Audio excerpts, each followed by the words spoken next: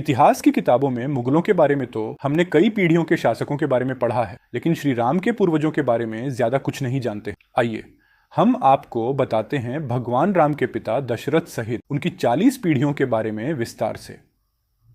भगवान राम के पिता का नाम दशरथ था। दशरथ के पिता का नाम अज था। अज के पिता का नाम नाभाग। नाभाग के पिता का नाम ययाति था।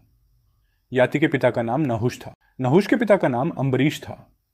अम्बरीश के पिता का नाम प्रशुश्रक। प्रशुश्रुक के पिता का नाम मरु था। मरु के पिता का नाम शीघ्रक था। शीघ्रक के पिता का नाम अग्निवर्ण था। अग्निवर्ण के पिता का नाम सुदर्शन था। सुदर्शन के पिता का नाम शंखन था। शंखन के पिता का नाम प्रवृद्ध था। प्रवृद्ध के पिता का नाम रघु था। रघु के पिता का नाम ककुत्स्थ था।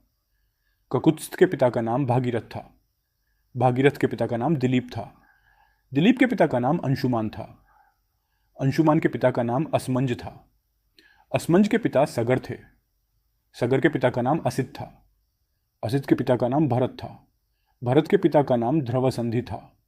ध्रुवसंधि के पिता का नाम सुसंधि था। सुसंधि के पिता का नाम मांधाता था। मांधाता के पिता का नाम युवनाश्व था। युवनाश्व के पिता का नाम धुंधुमार था। धुंधुमार के पिता का नाम त्रिशंकु था।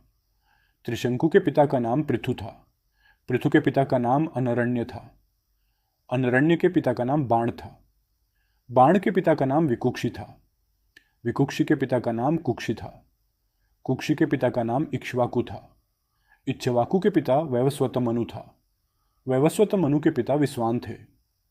विश्वान के पिता कश्यप थे। कश्यप के पिता मरीचि थे। मरीचि के पिता ब्रह्मा थे।